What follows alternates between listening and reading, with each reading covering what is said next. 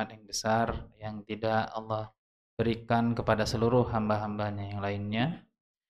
Juga nikmat usia, dan Allah berikan kita keamanan di negeri kita sekarang ini, di kota kita sekarang ini.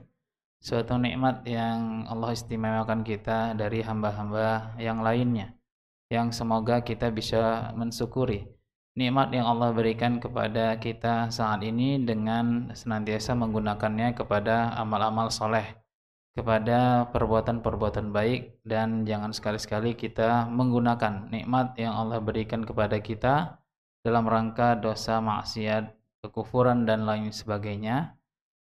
Yang mana apabila kita mensyukur nikmat yang Allah berikan kepada kita, niscaya Allah akan tambah nikmat itu kepada kita. Jika kita mensyukuri nikmat keamanan di negeri kita sekarang ini, yang mana banyak negeri sedang perang, rusuh, dan lain sebagainya, maka semoga Allah menambah nikmat itu kepada kita. Artinya nikmat itu akan Allah langgengkan. Allah jadikan keamanan itu setiap hari berada bersama kita, ya. Kita bersyukur untuk hari ini, pada hari ini, semoga besok kita dikasih nikmat yang sama, yaitu keamanan yang sama, dan demikian seterusnya. Amin ya rabbal alamin. Kemudian tak lupa kita doakan kepada Allah Azza wa Jalla, semoga salawat dan salam diberikan kepada Nabi kita Muhammad sallallahu alaihi wasallam dan para sahabat beliau, dan semoga salawat dan salam diberikan juga kepada keluarga beliau dan orang-orang yang mengikuti mereka dengan baik hingga akhir zaman. Amin ya rabbal alamin. Jamaah yang semoga Allah merahmati kita semua, alhamdulillah kita melanjutkan majelis kita pada malam hari ini ba'da maghrib hingga isya. Semoga duduknya kita di majelis kita ini mendapat keberkahan dari Allah Azza wa Jalla, termasuk orang-orang yang Allah catatkan mendapatkan doa dari para malaikat ampunan dan rahmah setiap kita duduk setelah salat 5 waktunya dan masih berada di tempat salatnya. Dan semoga juga kita bisa mendapatkan kafarat, yaitu ampunan dari Allah Azza wa Jalla bagi orang-orang yang meniatkan duduk di antara dua salat atau menunggu salat setelah salat, yaitu dari salat isya kita duduk sejenak menunggu hingga, dari salat maghrib kita duduk sejenak menunggu hingga salat isya. Dan semoga juga duduknya kita di majelis ini, Bapak Ibu, saudara-saudari, dalam rangka mentadabburi dan membaca ayat-ayat Allah, Al-Quran dan hadis, dan menyebut-nyebut dan menyanjung nama Allah Azza wa Jalla di dalam majelis kita ini. Semoga menjadi majelis yang mana Allah menyebut-nyebut nama kita di sisinya di atas sana. Amin ya rabbal alamin, sebagaimana yang diriwayatkan demikian oleh Nabi kita Muhammad sallallahu alaihi wasallam bagi orang-orang yang berkumpul bermajelis dan mempelajari Al-Quran. Kemudian ikhwatal iman rahimanillah, masuk kita kepada bab yang sedang kita bahas di Rabu malam ini, yaitu bab tentang adab dan akhlak di dalam Islam.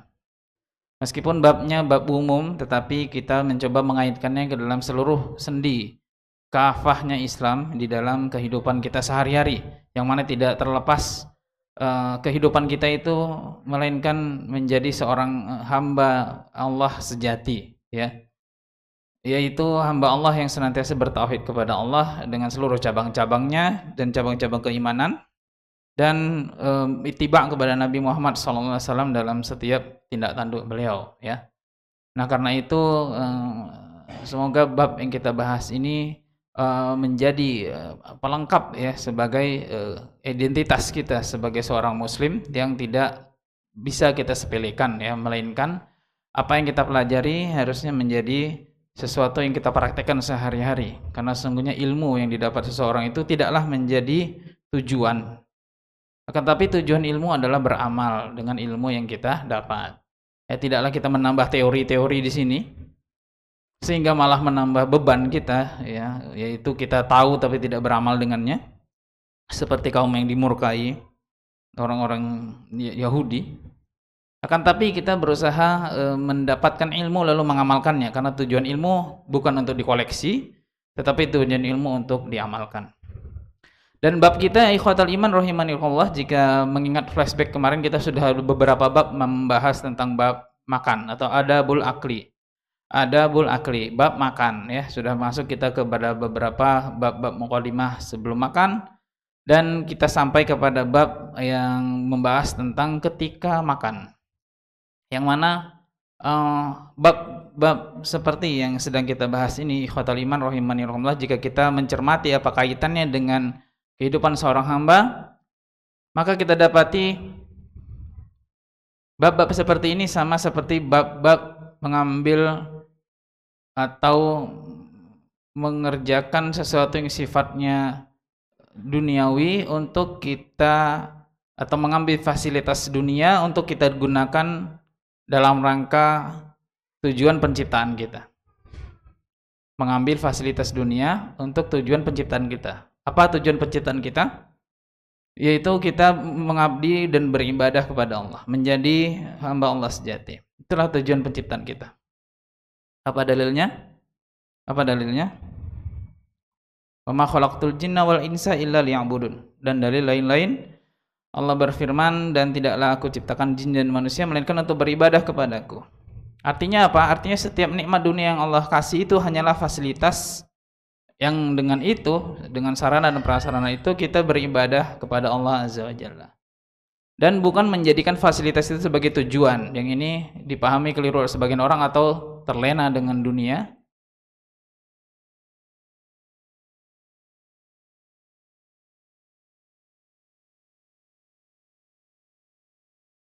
Bukan untuk dikoleksi lalu dibanggakan.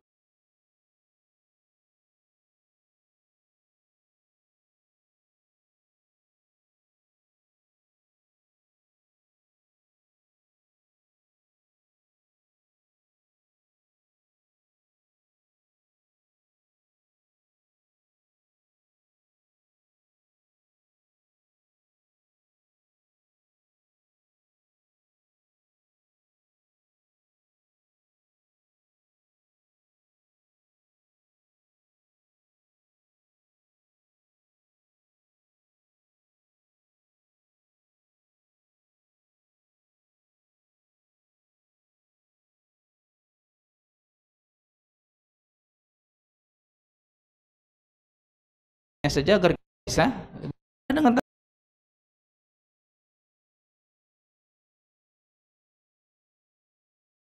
tanpa sombong. Nanti insya Allah akan ada hadisnya juga ya, tanpa membanggakan pakaian yang kita ambil, tapi tidak untuk menutup aurat, untuk beribadah dengannya ya.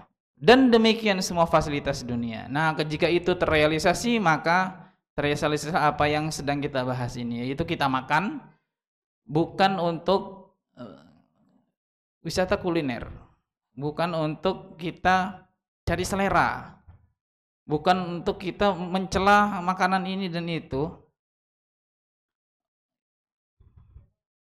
Seperti sebagian orang yang tertipu dengan hal ini, lalu icip sana icip sini, lalu terlena dengannya, yang sebagaimana Nabi SAW pernah kabarkan dalam sebuah hadis, yang orang yang mencicipi dunia seperti minum air asin ya, semakin diminum semakin haus sehingga hampir membunuhnya, kata Nabi.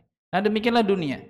Jika icip-icip dunia itu tidak dengan niat yang benar, maka dia akan diperbudak oleh si dunia itu, sehingga dia akan mencari yang lebih dan lebih lagi hingga tidak ada yang memuaskannya hingga mati. Akan tapi jika kita mengambil kenikmatan itu untuk akhirat, maka itulah yang menjadi keberkahan. Dan ini sudah kita bahas kemarin ya, bahwasannya makanan yang kita makan itu cukup sedikit atau cukup pada porsinya. Jika orang kesehatan sekarang bilang kalori kecukupan gizi, AKG dan lain sebagainya, yang memang manusia itu kalau makan segini nasi sudah cukup untuk ya berdasarkan berat badan dan lain, tinggi badan dan lain sebagainya. Maka itu cukup, dan itulah dia kecukupan manusia, angka kecukupan gizi dan lain sebagainya, tanpa kita berlebihan untuk mengambilnya, gitu ya. Dan jika kita berlebihan, maka apa ya, terjadilah berlebihan ya, berlebihan pada glukosa, gula dan lain-lain, maka menjadi diabetes. Berlebihan pada garam dan natrium dan lain sebagainya, maka menjadi hipertensi. Berlebihan pada asam dan lain sebagainya, maka menjadi terkikis asam dinding lambungnya, kan gitu ya, tukak lambung dan lain sebagainya, yang berlebihan tidak baik ya. Dan itulah dunia. Berlebihan diambil tidak baik, tapi jika diambil pas pada porsinya maka dia akan menjadi keberkahan. Oke. Baru kemudian kita akan masuk kepada bab selanjutnya dari yang kita bahas. Ikhwatal iman rahimani wa rahimakumullah jami'an ya. Dan ini muqaddimah ya, muqaddimah yang mudah-mudahan mengingatkan kita semua betapa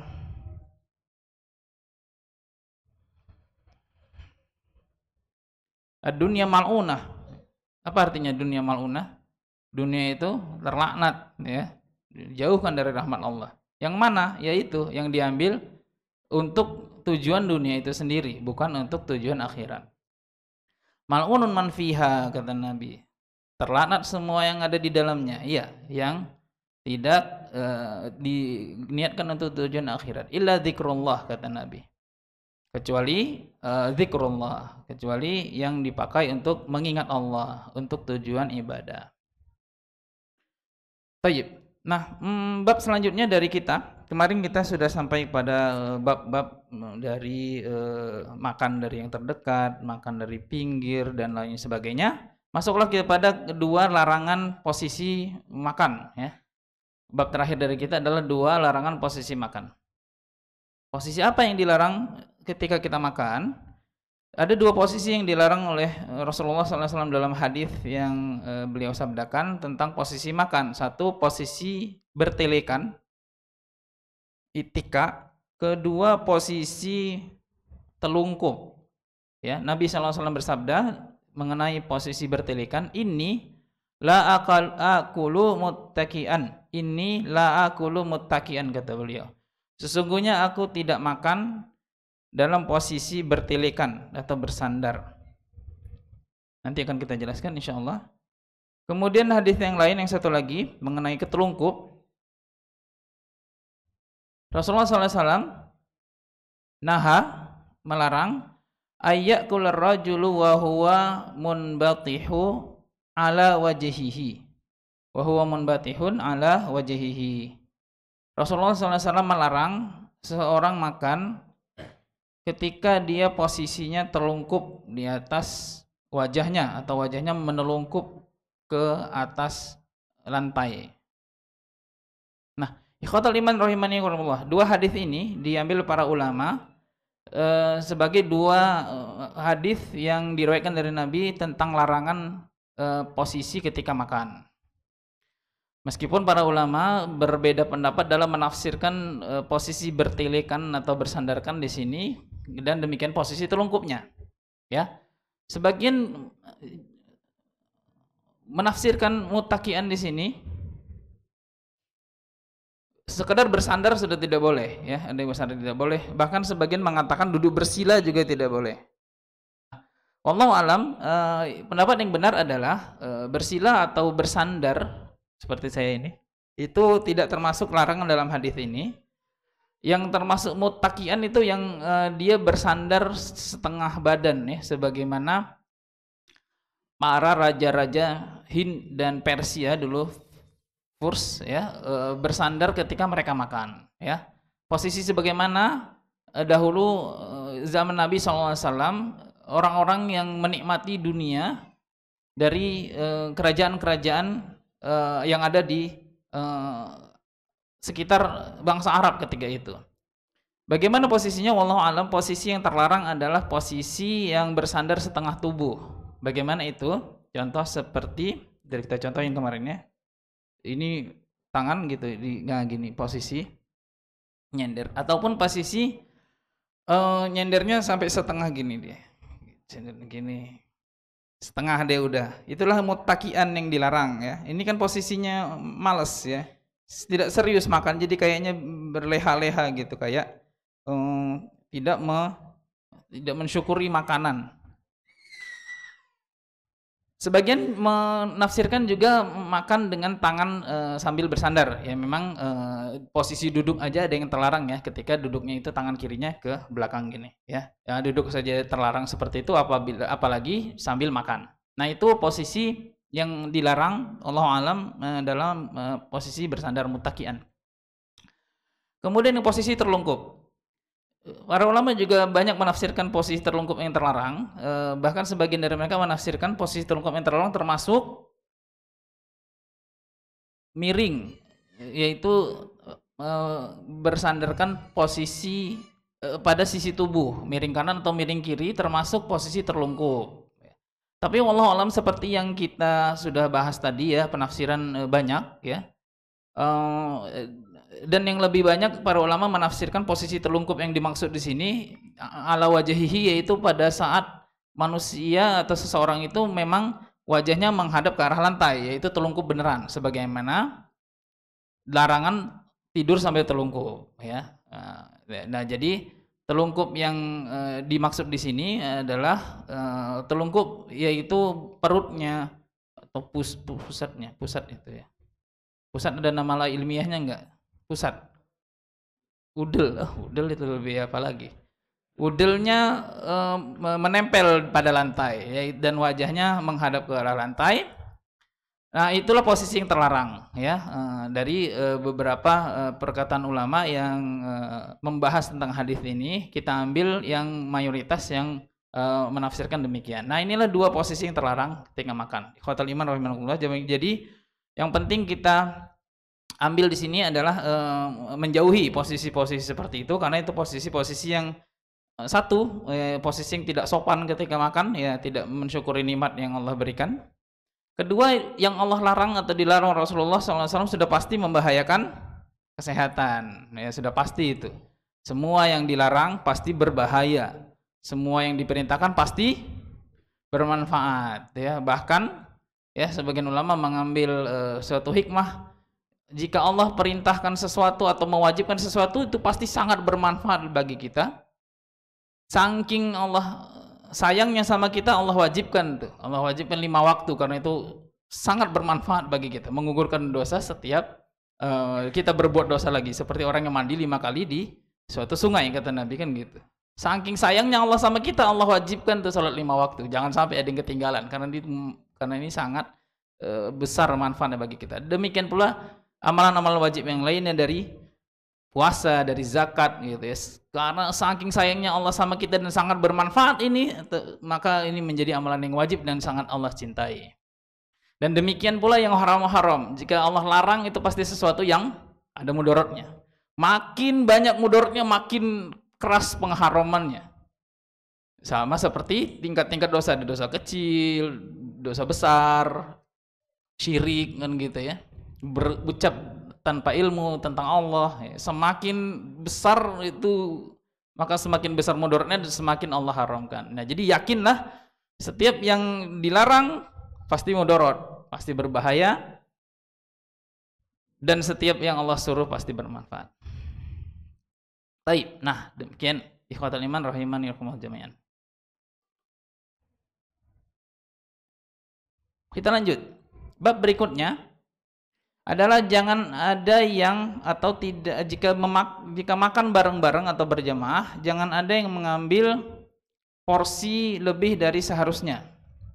Jika makan bareng-bareng, maka jangan mengambil porsi yang lebih dari seharusnya.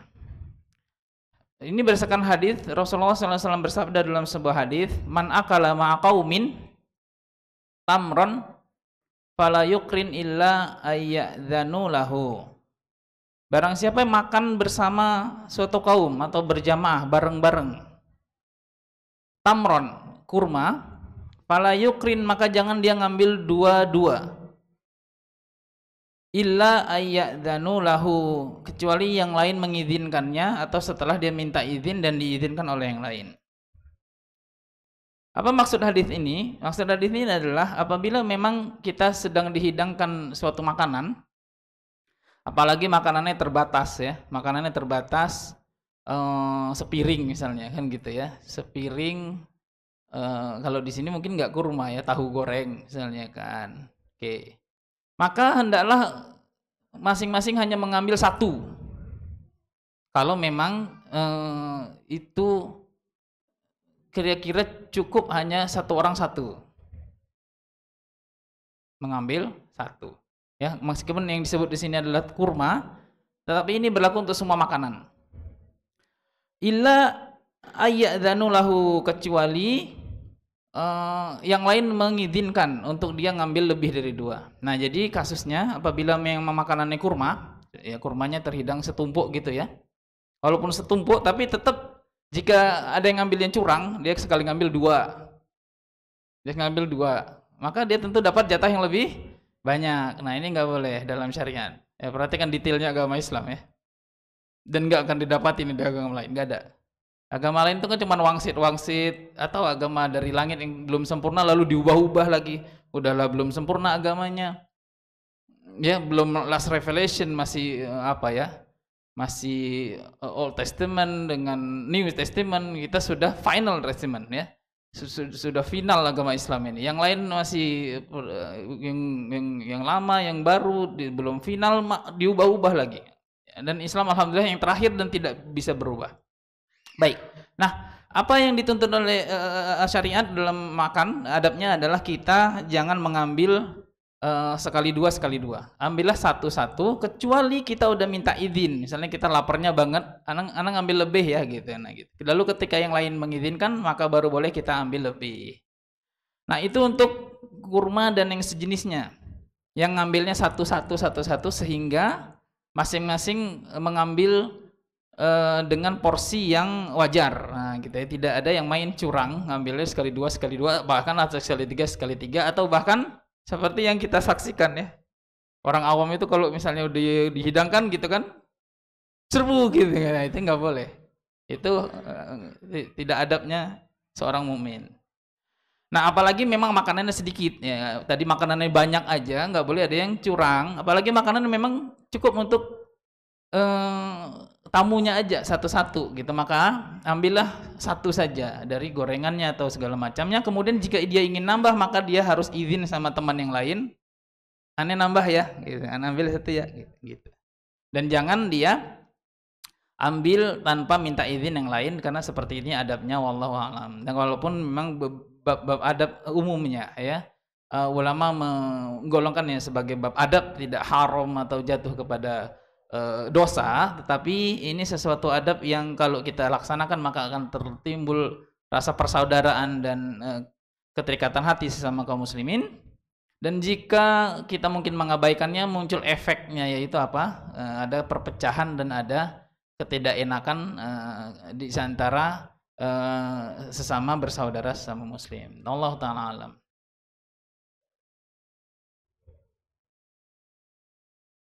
Ya, di sini Syekh menjabarkan juga ini termasuk semua ya.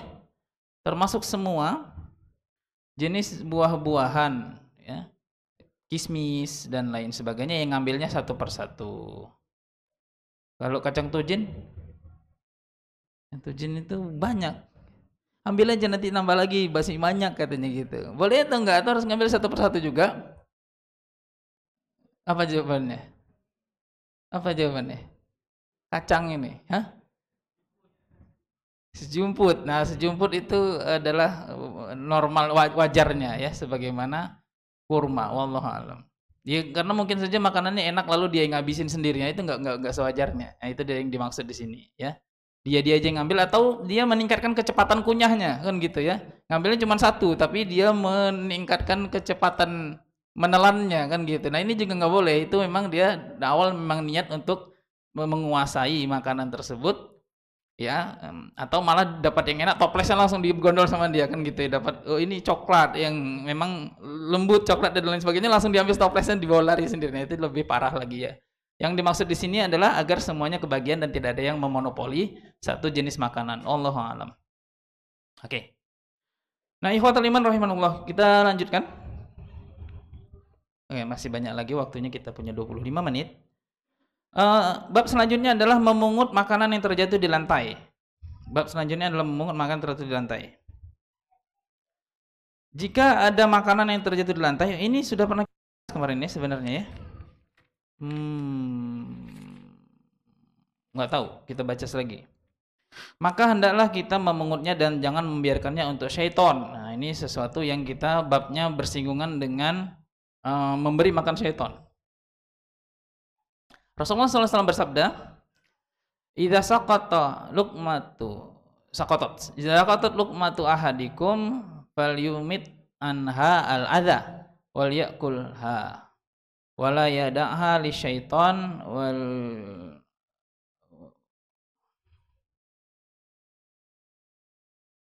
wala yad'ha li syaiton. Rasulullah bersabda, jika makanan salah seorang kalian jatuh, maka hendaklah dia memungutnya dan hendaklah dia membersihkan yang kotor darinya. Kemudian hendaklah dia memakannya dan janganlah dia membiarkannya untuk syaitan. Kemudian Rasulullah juga bersabda melanjutkan hadis ini, dan hendaklah dia membersihkan makanan yang tersisa pada piring atau talam. Sesungguhnya seseorang dari kalian tidak tahu mana makanan yang mengandung barokah atau mana makanan yang padanya terdapat barokah. Dalam hadis yang lain Rasulullah juga bersabda, idza akala ahadukum ta'aman fasaqatat luqmatun falyumit marobahu minha. Apabila salah seorang dari kalian memakan satu makanan, kemudian makanan itu jatuh sesuap darinya atau sepotong darinya, falyumit, maka hendaklah dia memungutnya. Kemudian dia membuang apa yang kotor darinya. Kemudian hendaklah dia memakannya. Wala yada'ha lisyaiton, dan janganlah dia meninggalkannya atau memberikannya untuk syaitan. Baik. Nah, ada dua hadis yang dibawakan Syekh di sini. Dari hadis ini kita mendapat beberapa faidah. Satu, bahwasanya syaitan itu makan dari sisa-sisa makanan kita, dari min fudulin nas, ya. Syaitan itu rezekinya dari sisa-sisa manusia. Dalam sebuah hadis Rasulullah sallallahu alaihi wasallam melarang istijmar tahu? Istinja dengan batu atau yang semisal batu, seperti tisu, daun dan lain sebagainya. Rasulullah melarang beristijmar dengan tulang dan juga dengan kotoran kering, gitu ya. Dan dalam hal tulang Rasulullah SAW bersabda, Rasulullah mengatakan karena itu rezeki bangsa jin, karena itu tidak boleh memakainya untuk istijmar atau cebok dengan benda.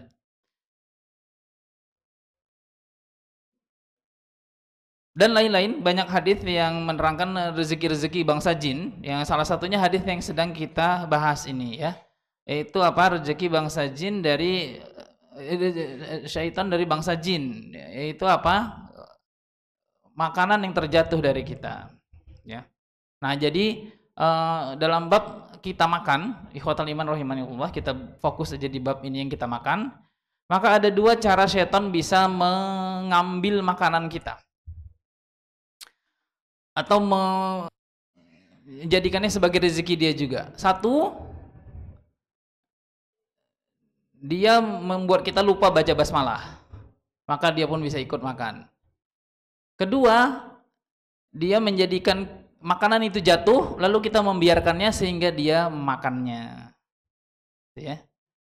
Makanya ada dalam sebuah hadis Nabi sallallahu alaihi wasallam pernah menampik tangan ghulam, anak kecil, atau jariyah ketika itu wanita atau badui, saya lupa hadisnya, atau dua-dua, ya. Ada anak kecil, ada badui yang ketika makanan dihidangkan terburu-buru memanggil makanan. Ketika itu beliau menampik makanannya, saya lupa redaksi bahasa Arabnya. Ketika itu beliau menampik tangan ghulam itu atau badui itu. Kenapa? Karena guram dan badui itu belum baca bismillah. Sehingga kata Nabi apa? Itu adalah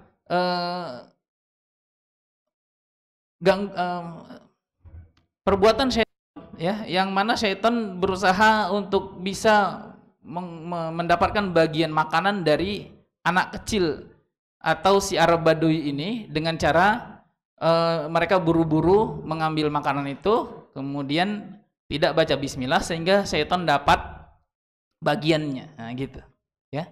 Sehingga syaitan dapat bagiannya. Nah, dari sini juga kita bisa mengambil faidah, tidak terburu-buru makan, hendaklah makan itu betul-betul dibaca bismillah terlebih dahulu agar syaitan tidak mendapatkan bagiannya. Nah, dari sini kita juga bisa ambil faidah bahwasanya anak kecil yang suka ngambil makanan itu tiba-tiba mam gitu kan, itu termasuk salah satu yang diinginkan setan. Setan suka yang kayak gitu karena dia dapat bagian dari si makanan yang diambil segera dimasukkan ke dalam mulut tanpa baca basmalah. Karena itu memang tujuan dia apa? Ikut makan. Kedua, setan juga tujuannya agar makanan itu terjatuh dan agar jatuhnya tidak dikutip lagi karena dia dapat rezeki dari situ, dan itu juga kita hindari. Jadi jika dia memang makanan yang bukan masih bisa dibersihkan, keringkah atau lantainya bersihkah, maka hendaknya kita mengambil. Kemudian yang kotor, ini juga kebersihan dalam Islam ya, jadi tidak ambil aja lalu makan, ya, sakit juga. Ya, ambil bagian yang masih bersih, tinggalkan yang kotor, maka hendaklah kita memakannya. Karena apa kata Nabi? La yada'ha li syaiton. Jangan sampai kita meninggalkannya untuk syaiton. Nah, gitu ya. Jadi ya inilah beberapa faedah yang kita bisa ambil dari hadis ini, dari kebiasaan makan kita yang mana syaiton ingin ia ikut ambil bagian dari makanan tersebut. Kenapa rupanya dia ambil bagian dari makanan tersebut? Ya, itu akan menguatkan dia untuk menggoda kita, ya, menguatkan si korin untuk bisa menggoda kita. Dia sudah ambil bagian makanan, apalagi dia bisa menginap di rumah kita, makanya ketika tidak baca basmalah, ketika makan atau ketika menutup pintu rumah, setan akan mengatakan pada temannya, kita dapat makan dan kita dapat tempat nginap, kan gitu. Jika kita baca basmalah, maka setan akan berkata pada temannya, kita tidak dapat makan malam dan kita dapat tempat menginap. Nah, demikian ikhwatal iman rahimani Allah. Nah, jadi berusahalah agar si syaitan tidak mendapatkan bagian dari makanan kita dengan cara baca basmalah, apalagi mengutip makanan yang jatuh, apalagi tadi menghalangi anak kecil untuk mencaplok makanan sebelum baca basmalah. Dan kedua, mengajari juga jika ada makanan jatuh, jangan sampai kita biarkan begitu saja, kutip, buang yang kotornya, kemudian makan agar setan tidak mengambil bagian dari makanan-makanan yang terbuang. Nah, ini juga mengajarkan kita untuk tidak tabdzir atau kebiasaan buang-buang makanan. Ya, makanlah atau ambillah sesuai dengan porsinya dan jangan sampai terbuang-buang di mana? Di wastafel. Karena setan semua makan itu, bukan cuman apa, biasa makanan busuk yang makan siapa? Tikus, ya tikus atau makanan B2 atau apa segala macam, ya kan, itu setan ambil juga di situ, dan kalau dia kuat maka dia kuat untuk menggoda kita, ya. Setan yang kuat itu, kita baca kesurupan, kita baca ayat kursi, dia baca ayat kursi juga, ya. Ciri-cirinya dia udah nggak tahan lagi, nanti dia bilang gini, ini biasanya, oh, nggak apa-apa, baca aja terus, kata dia gitu kan, gitu, nggak terasa, kata dia gitu. Nah, kalau dia udah ngomong gitu, itu udah kepanasan dia tuh, tandanya dia setan itu penipu, dia makin kepanasan atau makin nggak tahan, dia nanti akan ngomong terus aja, aku pun bisa baca kayak gitu, kata dia gitu. Nah, itu berarti dia udah kepanasan itu. Lanjut aja baca bentar lagi tuh gitu. Tapi kalau dia melotot gitu, ya itu belum malah justru. Tapi kalau dia udah nggak tahan, dia nanti ngomong, baca aja terus, nggak apa-apa, kata dia. Nah, itu bertandanya udah nggak tahan. Itu saya tentu tukang tipu memang. Oke. Kadzub kata ya, shadaqaka wa huwa kadzub, kata Nabi dalam hadis Abu Hurairah yang setan mencuri kurma simpanan. Zakat, shadaqaka wa huwa kadzub, kata Nabi. Dalam hal ini setan benar, dia ngajari kamu baca ayat kursi sebelum tidur. Wa huwa, Nabi. Tapi setan itu tuti. Apa tuti? Tukang tipu. Nah, jangan sampai si tukang tipu ini kuat pokoknya ya. Kalau dia kuat, setan ada yang kuat, ada yang lemah ya. Kalau kesurupan itu dibaca ayat kursi 3 aja udah ngilang dia kalau lemah. Tapi kalau yang kuat, satu Al-Baqarah baru dia pergi. Betul. Ini udah anak alami sendiri. Nggak bisa juga kan gitu kan, nggak bisa juga ya, satu Al-Baqarah lah ini kan gitu, baru dia keluar itu pun dia nggak jauh-jauh dari rumah, di jendela dia ada suara-suaranya gitu, dia keluar rumah, dia nggak bisa di rumah itu lagi. Kalau kita selesai membacakan Al-Baqarah dalam sebuah rumah, dia di jendela, di balik jendela situ, dia di luar situ dia masih gangguin gitu, membuat suara-suara atau bau-bau itu. Nah, itu pengalaman pribadi. Nah, coba silakan dibacakan sendiri pada rumah-rumah yang diganggu syaitan. Intinya syaitan jangan sampai kuat, tayyibun. Ya, biarkan dia tidak makan apapun dari makanan kita.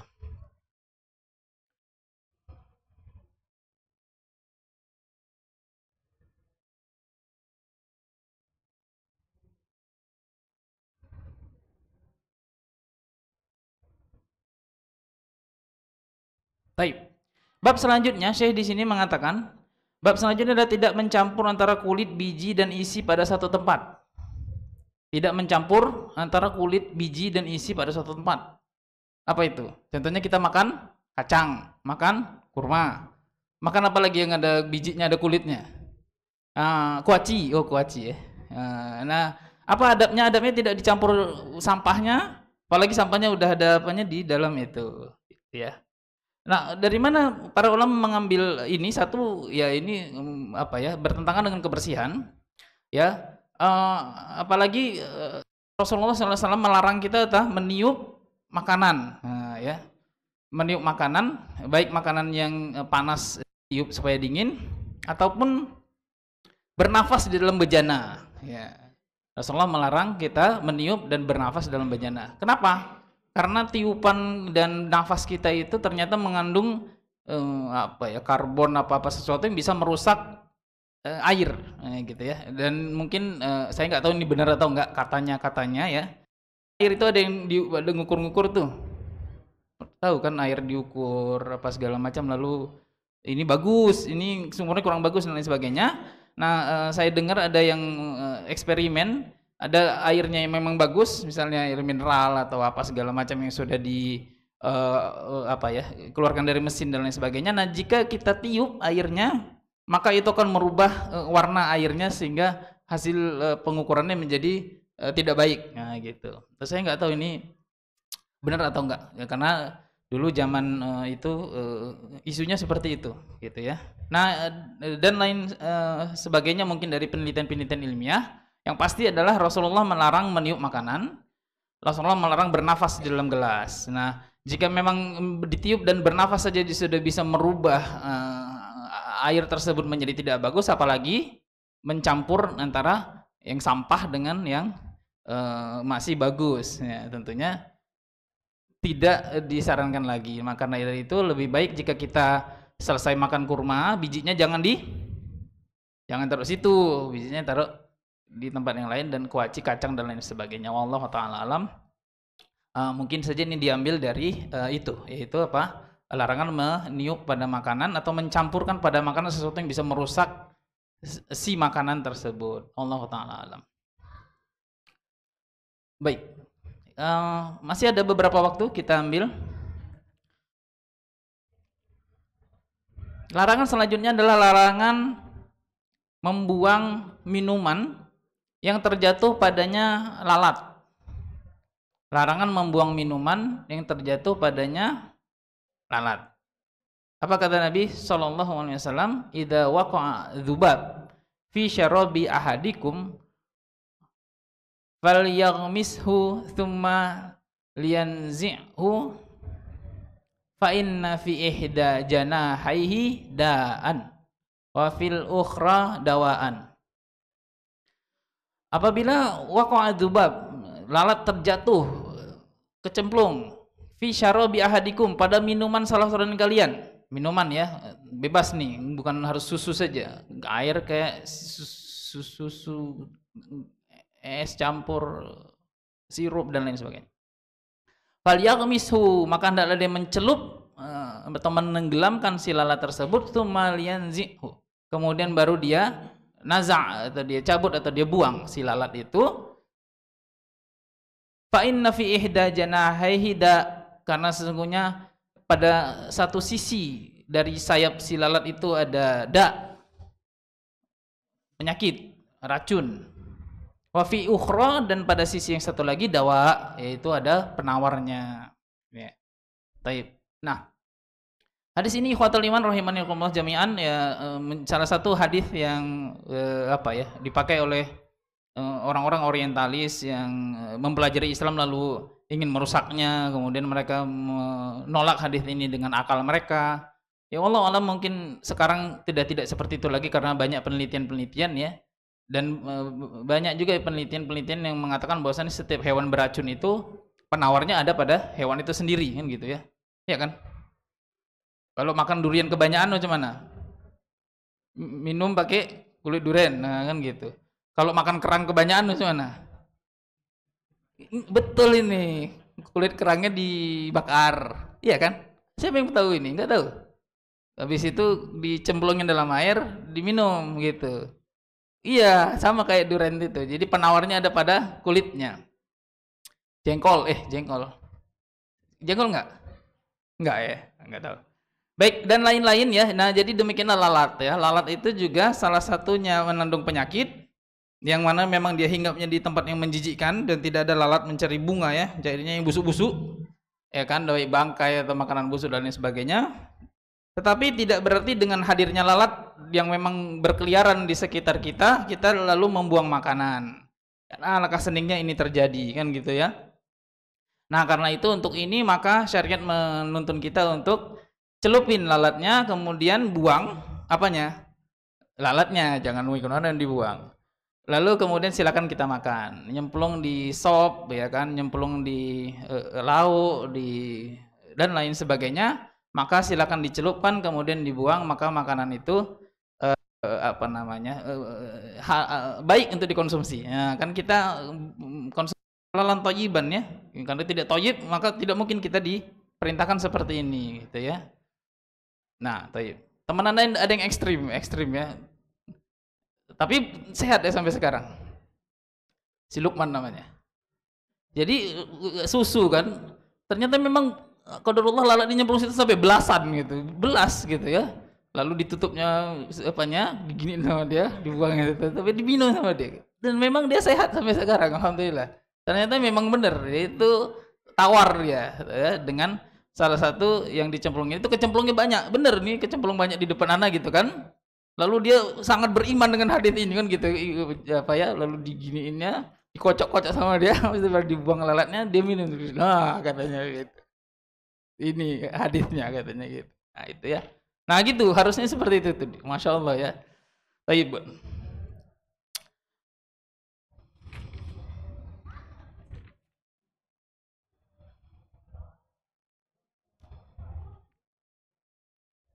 Nah, di sini saya mengatakan hal ini telah terbukti kebenarannya dan telah disaksikan langsung oleh para ahli medis ya. Ada yang meneliti kan. Karena semakin jauh ilmu pengetahuan berkembang sekarang maka akan semakin mendukung kebenaran Islam ya, jadi orang-orang pintar yang masuk Islam itu dan orang-orang yang tertutup hatinya yang tidak mau menerima Islam karena Islam itu tidak ada bandingannya dari yang lain. Al-Quran itu tidak bisa dibandingkan dengan kitab suci yang lain yang ngarang itu ya. Ya, kita akan menemukan rinciannya pada bahasan adab minum insyaallah. Nanti insyaallah kita akan bahas lagi di adab minum di kitab yang sama. Menit lagi, silakan jika ada yang ditanyakan dari bab-bab yang sudah bahas dan mudah-mudahan pertanyaan tidak lari dari bab yang kita bahas. Untuk kemudian kita akan lanjutkan menyuap, menjilati suapan, menyuapi, mendekatkan makanan, mempersilahkan hadirin mencicipi makanan dan lain sebagainya. Allah alam. Silakan jika ada yang ingin ditanyakan.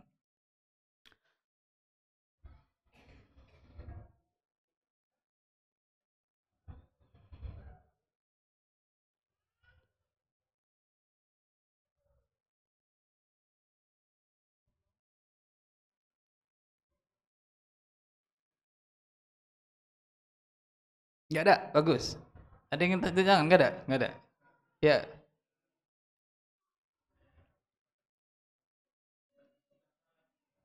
Ya.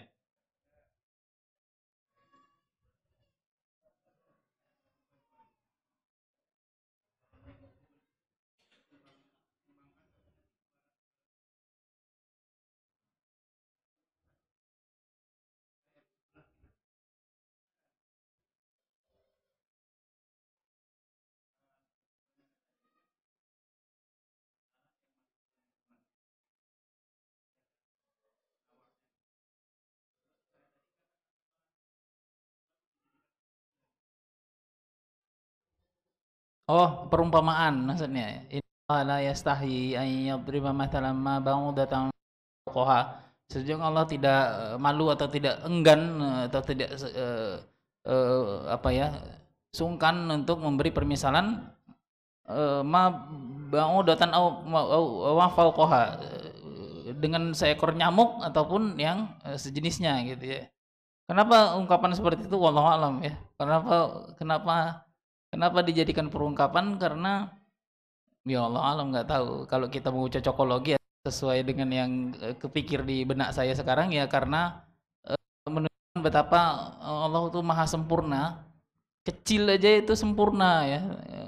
Apalagi gede kayak kita ini. Jadi nggak mungkin lalat itu sebagai seekor lalat tuh sempurna dia. Sempurna jadi seekor lalat ya. Dia punya pencernaan, dia bisa berkembang biak, dia pencernaan sempurna lagi kan gitu ya. Dipukul susah pula itu kan gitu ya. Jadi kecil aja dia sempurna, pasti ada yang menciptakan kan gitu ya. Allah menantang kan gitu, kan nyamuk apa lalat gitu kan gitu ya. Karena yang kecil aja nggak mungkin manusia bisa ciptakan ya, itu pasti Allah ciptakan. Apalagi kita yang gede gini kan gitu ya. Akan dalam sebuah debat ketika ateis berusaha membantah apa ya, bahwasannya ada Tuhan dan lain sebagainya gitu ya. Lalu seorang Ahmad Didat mengatakan apa? Pakai rasio juga untuk membantah orang-orang seperti itu. Apa kata Allah? Kaifa takfuruna billah wa kuntum amwatan fa ahyakum tsumma yumitukum tsumma yuhyikum tsumma ilaihi turja'un. Bagaimana kalian bisa ingkar sama Allah gitu kan gitu. Kok bisa kalian menafikan adanya Tuhan? Kok bisa kalian jadi ateis? Apa kata Allah? Wa kuntum amwatan, kalian dulu kan enggak ada, mati, kan? Tsumma ahyakum, kalian jadi ada gini. Mana mungkin ada ini ada dengan sendirinya gitu kan. Bodoh kali lah yang berpikir ya, ada itu pasti ada yang menciptakan kan gitu ya. Ada makhluk pasti ada kholiknya, ada yang diciptakan pasti ada penciptanya kan, nggak mungkin nggak ada gitu. Nah mungkin dalam pada itu Allah ingin membantah orang itu dengan mengatakan yang kecil aja kan sempurna gitu ya, apalagi gede kayak kita ini punya akal kan gitu ya, nggak mungkin tiba-tiba nongol gitu ya. Ya dalam kitab Tauhid disebutkan satu logika Arab Baduy saja ya. Logika Arab Baduy apa? Jika ada tai unta pasti ada unta. Nggak mungkin tai unta ada dengan sendirinya, nggak mungkin kan gitu ya. Itu logika Arab Baduy. Masa kita yang nggak Baduy terpelajar gini nggak bisa mencerna itu kan gitu ya. Nah gitu kira-kira wallahu alam. Mungkin itu. Kita sudah masuk waktu Isya ya, muadzin sudah bersiap-siap untuk azan. Barakallahu fikum atas waktunya semuanya. Semoga Allah kumpulkan kita di sini di akhirat nanti juga bersama di dalam jannahnya. Amin ya rabbal alamin. Subhanakallah wa bihamdika asyhadu an la ilaha illa anta astaghfiruka wa atubu ilaik. Assalamualaikum warahmatullahi wabarakatuh.